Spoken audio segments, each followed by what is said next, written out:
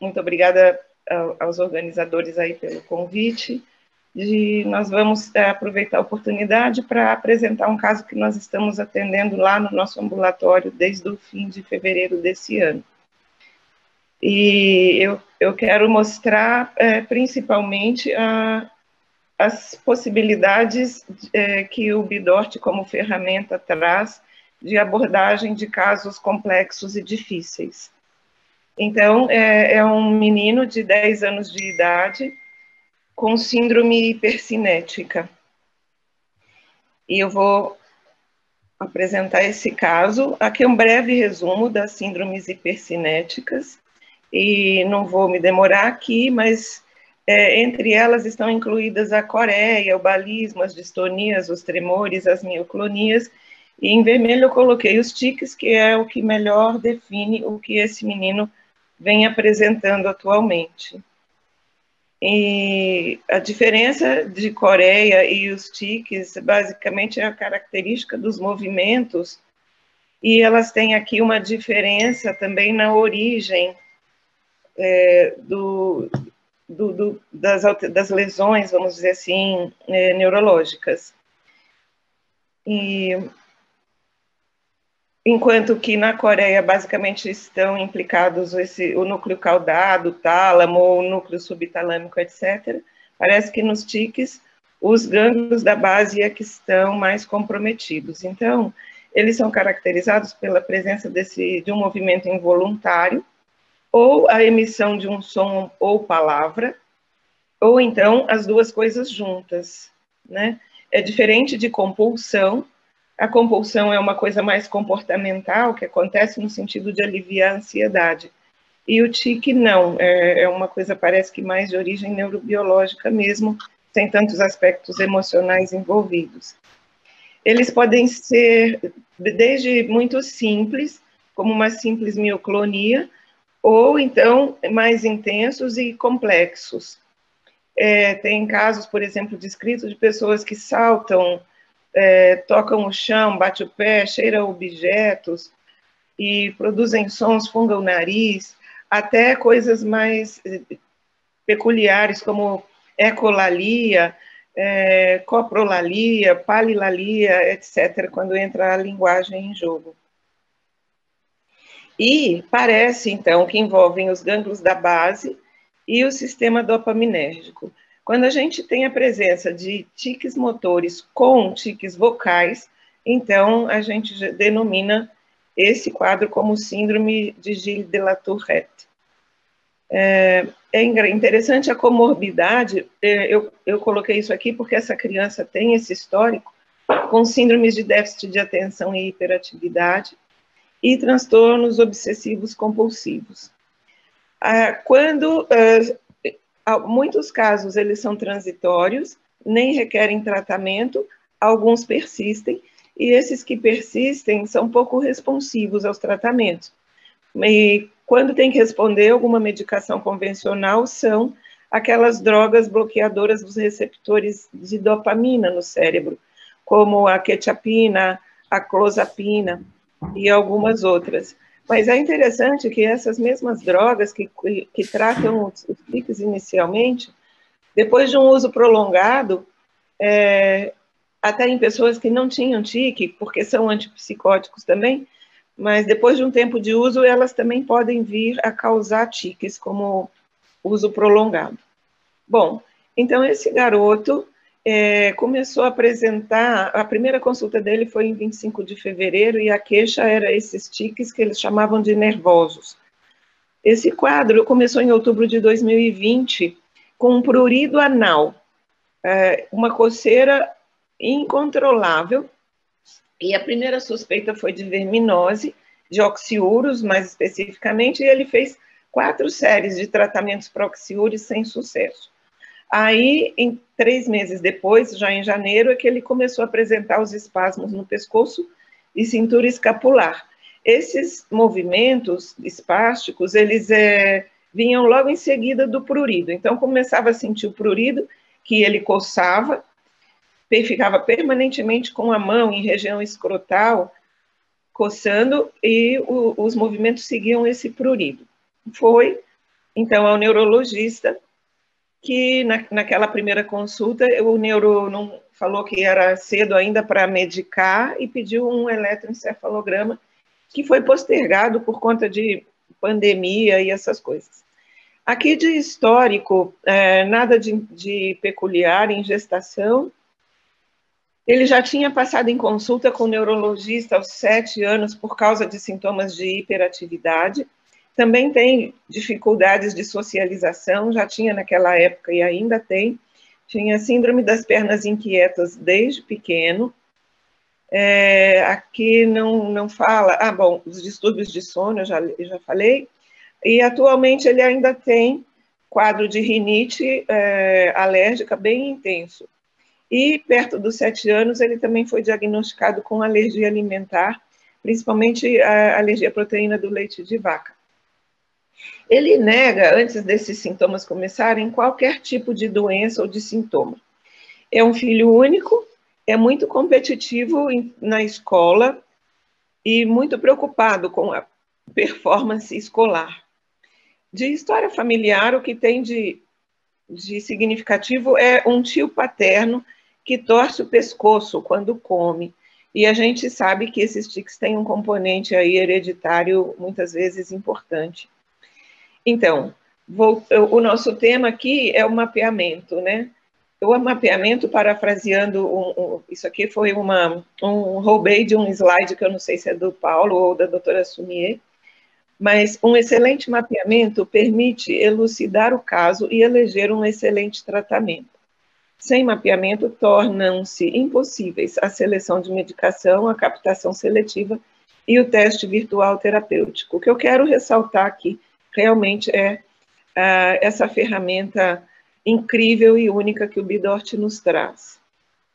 Então, o primeiro exame dele foi feito por foto, foi feito pela doutora Sumier, que recebeu essa foto no dia 25 de fevereiro. Naquela época, ele já não tinha timo funcional, tinha uma carga de 90 de arterite e 75 milhões de UCV.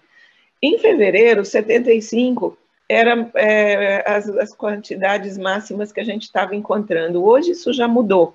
Então, não dá para comparar 75 milhões de fevereiro com 75 milhões hoje. Mas aqui nós estávamos falando em carga máxima, que hoje passa dos 3 bilhões, assim, de 3 a 6 bilhões de unidades, que eu já vi um com 6. Aí, uma semana depois, foi feito o exame presencial desse menino. Então, a gente tinha aqui os marcadores inflamatórios, como eram esperados, é uma foto da papeleta original, importantíssimos, metais e vírus, basicamente. Foi começado aqui, então, um tratamento detox, mulateiro, ômega 3, própolis, coentro, arnica, miosótis, ácido fólico, vitamina D3, magnésio e ivermectina. E aqui não tem, mas nesse dia, vai ter aqui no próximo slide, tinha uma carga viral, então, de 75 ainda, que ele ainda não tinha sido tratado, do slide anterior. Então, aqui está um pouco da evolução. Começamos com 75, 90 de arterite, e no dia 12 de março, uma semana depois daquela avaliação que eu mostrei anteriormente, o timo já estava funcional, depois de uma semana de tratamento. Mas a carga viral, que tinha reduzido, voltou para 75 milhões, os movimentos reduziram muito pouco, e no dia 19, ele chegou com, isso uma semana depois, piora desses movimentos pélvicos, e foi tendo uma piora progressiva. No dia 26 de março, os movimentos pioraram mais ainda, a coceira agravou e a carga viral aumentou muito, nós vamos ver na tabelinha ali. E ele estava naquele tratamento inicial. Então, nós aí passamos para... Não dava, já tinha tomado bastante tempo da ivermectina convencional, nós passamos para ivermectina homeopática, acrescentamos artemisia, bitermelo, e investimos muito nos cuidados com os campos eletromagnéticos do ambiente, porque esse menino está em aula online, uma quantidade muito grande do dia. E também ensinamos ele, que é muito esforçado e ele é competitivo, a fazer os estímulos de captação seletiva com fóton, com lanterninha de LED, em todos os pontos prescritos, e nós acrescentamos aí o ponto Mo do coração e nó sinoatrial, porque nessas alturas nós já tínhamos mapeado aí o movimento, o meridiano anômalo do coração, que a gente vai mostrar a seguir. Em seguida, veio aquela semana do feriado, do começo de abril, e depois do feriado, quando ele voltou, os tiques tinham finalmente reduzido um pouco. Mas o que a mãe, então, correlacionou é que cada vez que ele voltava para as aulas online, esses tiques pioravam. Aqui, um videozinho para vocês terem uma ideia. Inclui desde cabeça até perna.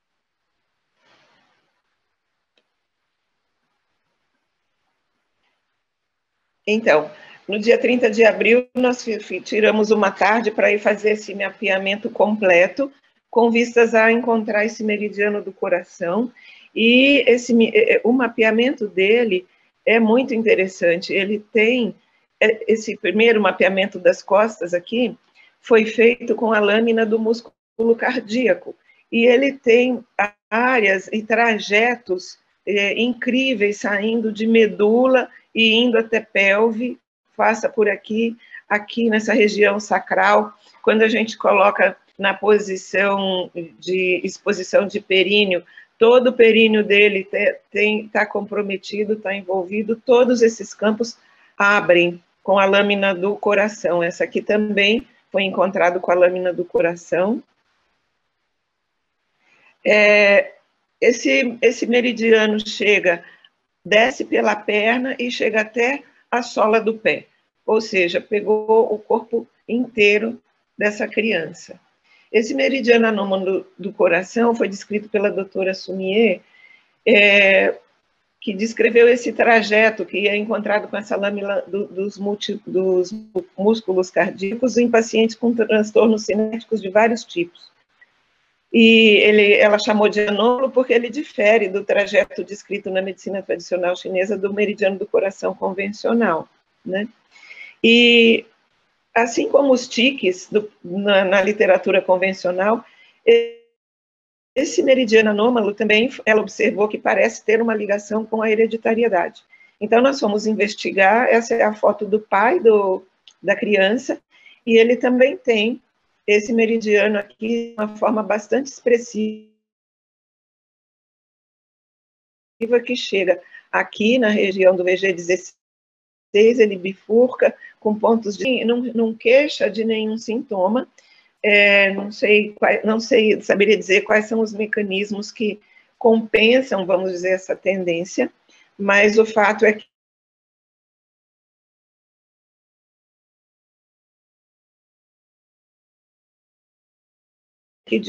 a hereditariedade parece que... ele continuou fazendo toda a medicação, ele é avaliado semanalmente, a gente controla a carga viral sobe e desce. Em 21 de maio, ela voltou para 1 bilhão de carga viral. E aí nós voltamos a usar a ivermectina, dessa vez por 5 dias, um período maior, e na semana seguinte, que foi em torno de 28 de maio, essa carga viral já tinha caído de novo, e está se estabilizando agora em torno de 600 milhões de unidades de coronavírus.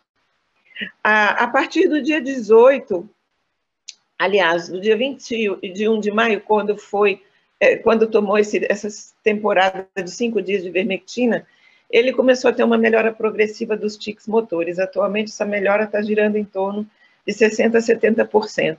Isso na percepção do pai. Mas o pai se preocupa porque parece que os tiques motores estão sumindo, mas está surgindo um novo na garganta, com alguma, não é vocalização, mas é essa coisa de raspar a garganta toda hora. E aí a gente pensa que pode estar evoluindo para um quadro de Tourette. E os exames de sangue ainda mostram, de uma maneira preocupante, uma glicemia no limite superior e uma atividade alérgica intensa, A IgE total dele está em 2.000. Então, aqui é um pequeno resumo dos parâmetros que nós medimos. Em amarelo, são as coisas que foram reduzindo. Então, a arterite atualmente tem nível de 20 mais, que ainda é bastante expressivo, mas está caindo. Isso coincide com a queda dos sintomas. O mais preocupante de tudo, no meu ponto de vista, é essa doença priônica aqui. Ele está com 5 vezes mais que 1.000. É muito prio, e isso não se alterou no decorrer do tratamento ainda. Nós ainda estamos buscando um jeito de reduzir isso. Substância beta-amiloide também não reduziu. O GABA, que estava baixo, também ainda não aumentou. A dopamina, apesar de descrito na literatura, nós não encontramos níveis muito exagerados, mas me parece aqui que o problema maior do desequilíbrio está nessa balança, está na redução do GABA, ao invés de ser no aumento da dopamina. O cortisol vem diminuindo. Eu atribuo esse último aqui a uma queda da ansiedade, porque os sintomas realmente deram um pouco de sossego mais para ele. E o alumínio vem diminuindo progressivamente, sinal que algum efeito esse tratamento está tendo no sentido da desintoxicação e que ele está fazendo os estímulos adequadamente, porque senão isso aqui eu acho que não teria acontecido. Então, dos exames laboratoriais, o que preocupa é uma glicemia de jejum de 101, ele é um menino magrinho. Me preocupa o fato da possibilidade dele estar indo para uma diabetes tipo 1, uma doença autoimune, que também tem ligação com os tiques. A CPK está em 182, a IgE total bem alta, e o principal responsável aqui é a alergia à poeira. Então, nós também orientamos a comprar aquele filtro de ar, porque eu estou muito convencida de que se a gente diminuir, qualquer coisa que a gente faça para diminuir a carga inflamatória desse menino, vai poder ajudar de forma sistêmica, não só da rinite. O eletro de vigília, chegou o resultado ontem. Ele tem uma alteração eletrocardiográfica em região temporal direita. A gente já estava suspeitando disso, e nós tínhamos feito um teste virtual terapêutico com uma amostra de CBD que nós temos, que eu ganhei de uma pessoa que trouxe dos Estados Unidos, e parece que, pelo menos no teste virtual terapêutico, 25 miligramas de canabidiol tem um potencial muito grande para aumentar o GABA e equilibrar a proporção entre GABA e dopamina. Como veio essa alteração no eletro, e a gente sabe que o CBD tem uma capacidade de controlar crises convulsivas bastante significativa, nós propusemos, então, um teste terapêutico com os pais que aceitam essa proposta, e esse teste vai começar agora, nessa próxima semana. Nós ainda não sabemos no que vai dar. Então, como discussão, esse caso tem sido um grande desafio para nós, sob vários aspectos, e por enquanto nós temos muito mais perguntas do que respostas sobre eles. Muitos aspectos envolvidos. Os sintomas são desconfortáveis, são constrangedores, aparecem num menino que está entrando na adolescência, mas que desde pequeno já teve dificuldades de socialização, e elas podem piorar.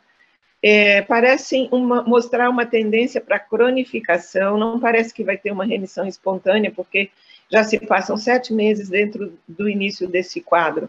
Então, a pergunta é, como nós vamos preparar esse jovem para lidar com isso da melhor forma? Sobre a hereditariedade, eu já falei, isso parece que diminui as chances de uma remissão espontânea. Ele é filho único, então os pais reforçam essa expectativa que ele tem de alta performance. Eu acho que isso é um fator ansiogênico que também pode piorar os tiques. As aulas online são inevitáveis e acabam fazendo uma overdose aqui de exposição a campos eletromagnéticos nocivos, embora dentro do que nós conhecemos já está tudo neutralizado na medida do possível. Mesmo assim, a piora dele é evidente. Quanto mais tempo ele passa na frente do computador, mais sintomas ele apresenta.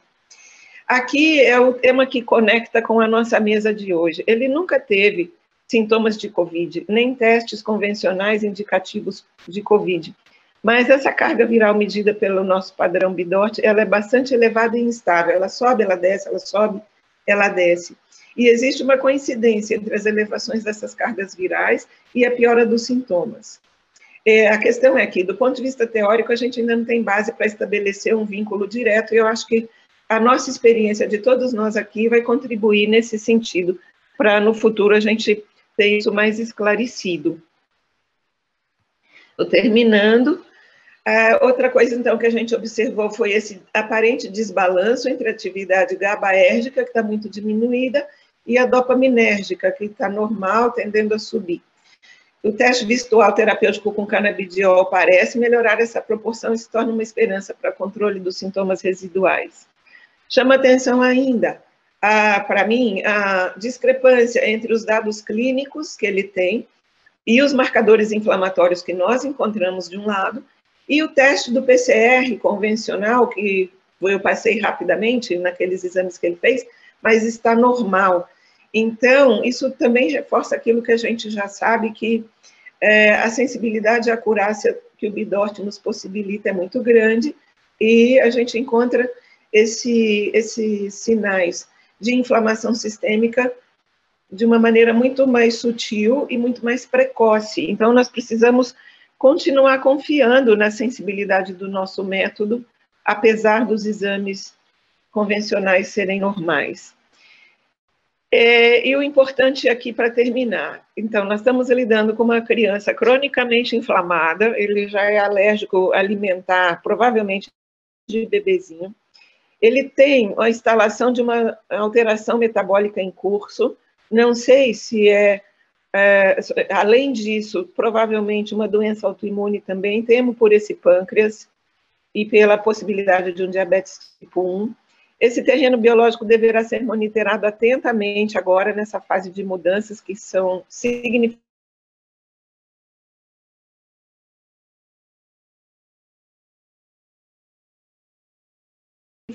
na adolescência, tanto do ponto de vista somático, aqui não vão caber nesse caso. Existem muitas variáveis implicadas, todas são muito importantes, e na maior parte delas, elas são difíceis de manejar.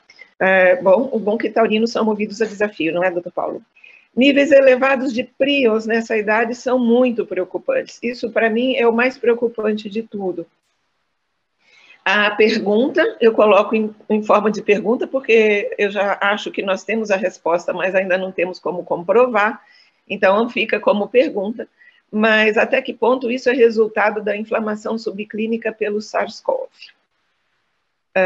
Outra questão em aberto para nós, praticantes do Bidort, diz respeito ao manejo desse meridiano anômalo do coração. Fica aqui o convite para vocês investigarem um pouco. Quem não tiver a lâmina do coração pode usar o cabo Manaca com o polo preto acoplado ao próprio coração, que dá para mapear esse meridiano da mesma maneira. Então, fica aqui o convite para trocas de experiências, descobertas. Obrigada pela atenção de vocês.